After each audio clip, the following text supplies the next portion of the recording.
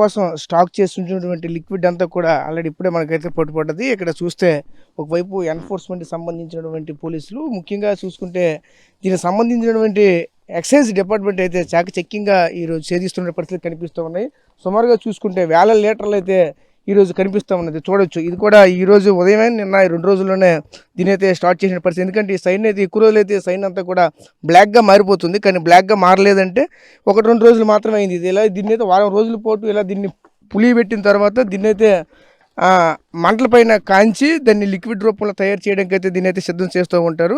అయితే దీని నుంచి వచ్చినటువంటి స్వీటే అయితే చూడొచ్చు. ఇదంతా కూడా చూస్తే మొత్తానికి 1, 2, 3 ఈ 3 గంటలు కూడా ఉంటున్న పరిస్థితి కనిపించింది. పరిస్థితి చూసుకుంటే ఇప్పుడే ఇలాంటివే ఒక 2 డ్రమ్ములు కూడా ఆ పక్కన కూడా పూర్తిగా వాటిని ఖాళీ చేసిన పరిస్థితి కనిపించింది.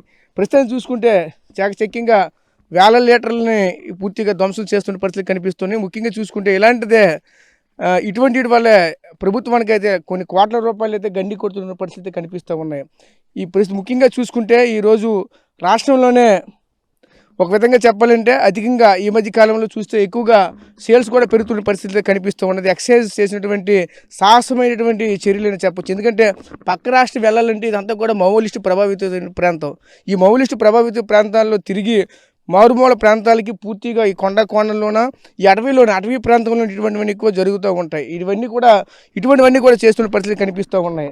చూడొచ్చు, ఇదంతా కూడా దీన్ని కూడా ఇప్పుడు మరి పూర్తిగా మనం చూస్తుండగానే దీన్ని అయితే వంపే ప్రయత్నం కూడా చేస్తారు. పూర్తిగా ఇదంతా కూడా క్లోజ్ చేస్తారు. అయితే ఒకసారి దాన్ని ఏ విధంగా బయటికి దీన్ని పారబోస్తారో వాటిని అయితే మనం అయితే చూసే ప్రయత్నం అయితే చేద్దాం. ఒకసారి చూడండి.